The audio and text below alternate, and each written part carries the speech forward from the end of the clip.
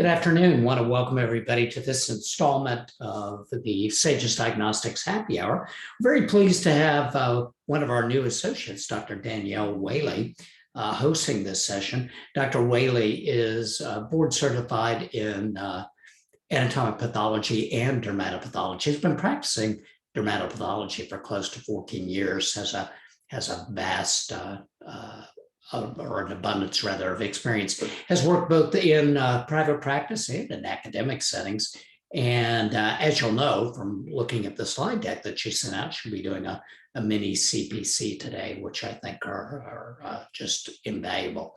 So without any further hesitation, I'll turn the session over to Dr. Wehle. Before I do, let me remind you that you can forward any questions you have about this session to education@sagisdx.com, or you can email me, tdavis@sagisdx.com, or Dr. Wehle, dwehle@sagisdx.com. Thank you, and I hope you enjoy her presentation. Danielle?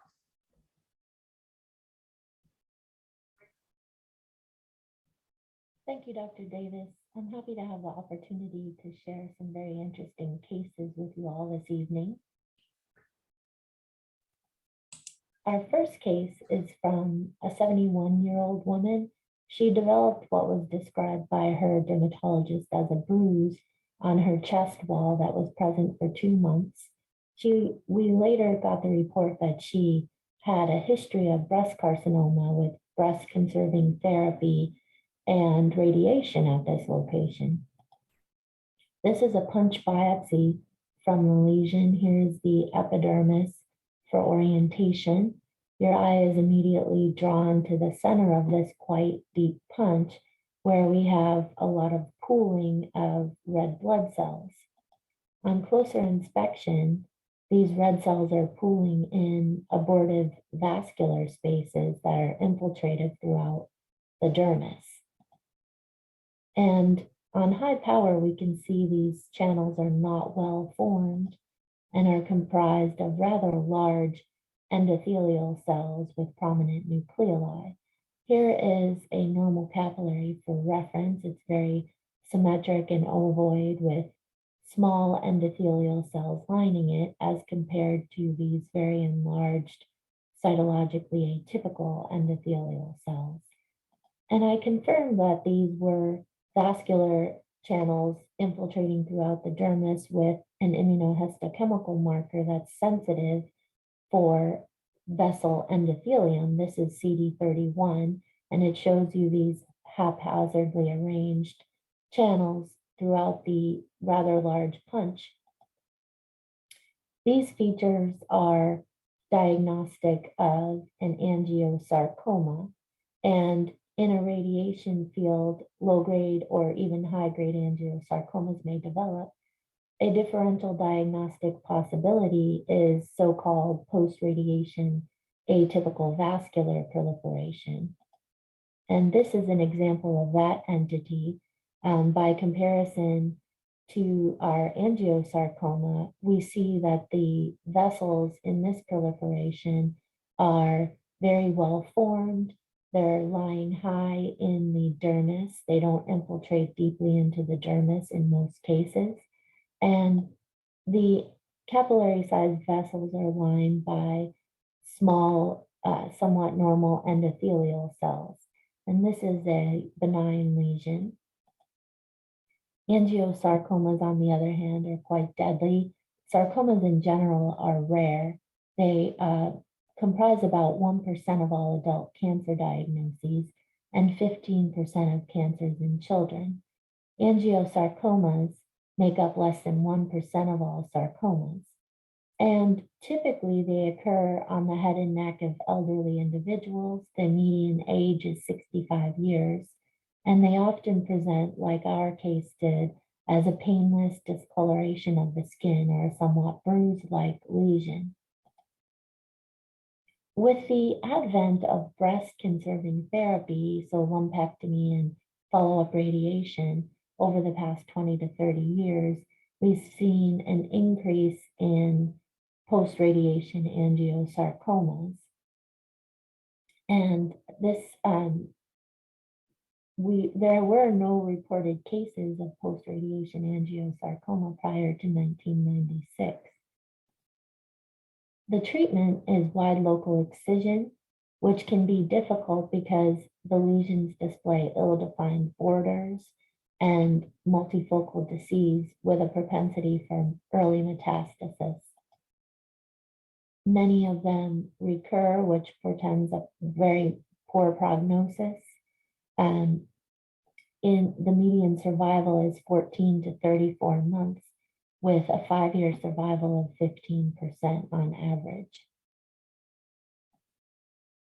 Our next case comes from the chin of a 24-year-old woman, which was thought by her dermatologist to be a cyst. And you can see that this is quite a deep lesion. Here are the normal sebaceous glands lying high in the dermis for reference. And here we have this nodular, somewhat symmetric, very deeply seated lesion adjacent to subcutaneous adipose tissue. On closer inspection, we see it displays a somewhat zonal pattern with these more densely cellular, darkly staining areas offset by these more loosely arranged and lightly staining areas. And the lesion is comprised of somewhat bland spindled cells admixed with lymphocytes and erythrocytes. You can see lymphocytes and red blood cells intercalating between the somewhat tissue culture, as they're called, spindled cells. And these features are all indicative of nodular fasciitis, which is a benign reactive proliferation of fibroblasts and myofibroblasts, typically occurring in young adults and children, and most commonly seen on the trunk and extremities. However, 13 to 20% may occur on the head and neck, which is important to keep in mind because this is the most common site for this entity in children, and it's often overlooked as a potential diagnostic possibility at this site. Head and neck lesions tend to be smaller in size, however, they have increased skeletal muscle involvement as opposed to truncal lesions, and therefore have a higher recurrence rate than elsewhere. And this is a completely benign condition with no potential for metastasis. Treatment is complete conservative removal. Our next case, a tattoo lesion that developed slowly over 5 years and then suddenly developed a nodular component in a 34-year-old gentleman. And here is a picture of his tattoo with this central dark nodular lesion. A shaved biopsy of the lesion shows this very exophytic mass. The dark black material is tattoo pigment and the browner material is melanin pigment. On close inspection, we see in the epidermis, we have a somewhat asymmetric proliferation of very enlarged melanocytes similar to those in the dermis, which don't mature and show very prominent nucleoli and are present as sheets. This is a melanoma arising in a tattoo, and many lesions can commonly arise in tattoos, such as contact dermatitis. Granulomatous reactions are common in tattoos, verrucae, especially keratoacanthomas and infections. Reported cases of melanomas in tattoos are typically on sun-exposed sites, and therefore tattooing is not considered a risk factor. And additionally, we can develop other lesions in tattoos. This next case is that of a 41-year-old man who developed a so-called foreign body in his tattoo. Here is a picture of his tattoo with these erythematous lesions. And here is a punch biopsy of one of his lesions. It's a quite deep punch with a very cellular infiltrate in the upper dermis. Here's the epidermis for reference. And we have this very dense mixed inflammatory cell infiltrate with numerous histiocytes present. We can see mostly histiocytes forming small granulomata and lymphocytes. And on a gram stain, we were able to identify organisms at high power. And on very high power, using an oil immersion lens, we were able to identify organisms on white stain, which were positive. And this is an example of a mycobacterial infection in a tattoo. So mycobacteria in general can cause tuberculosis and leprosy. It is gram positive and acid fast, as we discussed, which is a term referencing its response to laboratory staining techniques. When microscopic slides of bacteria are rinsed with an acidic solution, they retain a red dye. So this is an acid fast organism, which helps us to identify it. And this particular entity was Mycobacterium fortuitum, which is one of the many species of non-tuberculous mycobacteria that are commonly found in the environment.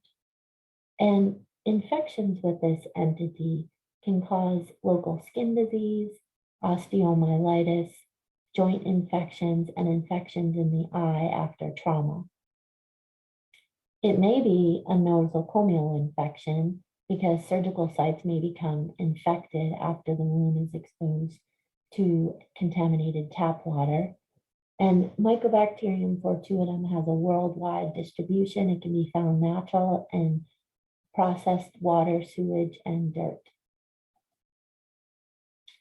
Tattoos are quite common. 21% of US adults report at least one. And the CDC reports, however, that uncommonly they're associated with outbreaks of atypical mycobacterial skin infections. For example, 18 patients were identified in New York as having infections with Mycobacterium chelonae. And our case was traced back to water used to dilute ink, which contained Mycobacterium fortuitum. Our next interesting case comes from the scalp of a 1-year-old who had crusted lesions on both the scalp and abdomen, and the clinician was worried about a histiocytic disorder. And here is a picture of his scalp lesions. And we see this nice punch biopsy. Here's the epidermis for reference, and these are follicles. And here's the subcutis. And we see this increased cellularity in the follicles on low power. On closer inspection, these cells filling the follicles and spilling out into the dermis are all eosinophils. This is an example of eosinophilic pustular folliculitis in the pediatric age group, first described in 1984. And it is a quite rare entity, with males developing the disorder more commonly than females. It's of unknown etiology and primarily involves the scalp with secondary crusting, unlike the adult form. No HIV association has been identified as in the adult form. Lesions usually develop within the first few weeks of life, and what is seen are sterile pustules and crusted papules on the scalp that recur in crops and may scar. It has a benign self-limited course, but may extend for as much as several years. And the only therapy that is necessary is oral antihistamines and palliative therapy, such as topical steroids, to control pruritus during outbreaks. And we need to exclude, as this clinician was interested in excluding a histiocytic process, such as Langerhans cell histiocytosis or benign cephalic histiocytosis.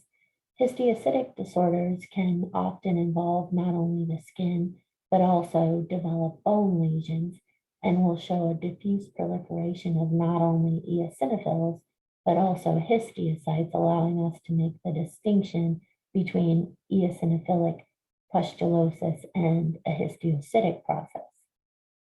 Additionally, also in the differential is erythema toxicum neonatorum, in which infants will develop papules and pustules of eosinophils shortly after birth, but they typically resolve in 7 days. So they have a much shorter time course than our lesion. Hyper-IgE syndrome will have additional features such as atopy, hypereosinophilia, hyper-IgE, and the eosinophils in cutaneous biopsies will be present in the epidermis and not folliculocentric necessarily. Lastly, we want to exclude the vesicular stage of incontinentia pigmenti, which will show eosinophilic spongiosis throughout the entire epidermis and not just in a folliculocentric fashion. And our last case comes from a 73-year-old female with this unusual abdominal plaque that was present for 3 months. Here is a picture of this purplish plaque, which contains some nodules. And on H&E routine sections, here is the epidermis for reference. We see these large calcium deposits. That is what this purplish material is. And some of these calcium deposits perforate through the epidermis. And they are associated with these fibers that are more delicate and are also calcified. These are elastic fibers. This is an example of so-called perforating periumbilical calcific elastosis, or periumbilical pseudoxanthoma elasticum. And this is an acquired PXE, which displays keratotic papules and plaques as our lesions did on the abdomen, especially in the periumbilical area of multiparous, often obese females. It's a localized and acquired form of PXE, as I stated, and all you see are cutaneous lesions. There is no systemic involvement or involvement of other areas. And what we see that allows us to make the diagnosis under the microscope is transepidermal elimination of calcified elastic fibers. And classic PXE, as you know, is an inherited disorder affecting the elastic fiber network of 3 organ systems: the skin, eyes, and cardiovascular system with variable severity. These patients develop flat, yellowish papules in flexural areas in the 1st or 2nd decade of life, and the lateral neck is typically affected first. The proposed mechanism is increased physical stress on elastic fibers, causing injury that's mediated by an NPR16, which is an ATP cassette binding, codes for an ATP cassette binding protein that is involved with transmembranous support or transmembrane transport of materials, and dysfunction in this gene is associated with collections of these elastic fibers. And however, periumbilical PXE is acquired and occurs secondary to a localized stress without an associated genetic abnormality. And the stress is usually due to multiparity and obesity, which leads to the onset of these large purplish plaques. And that was our last case. Thank you for your attention. Please email any questions you have. My email is in the notes. Thank you again and have a good evening.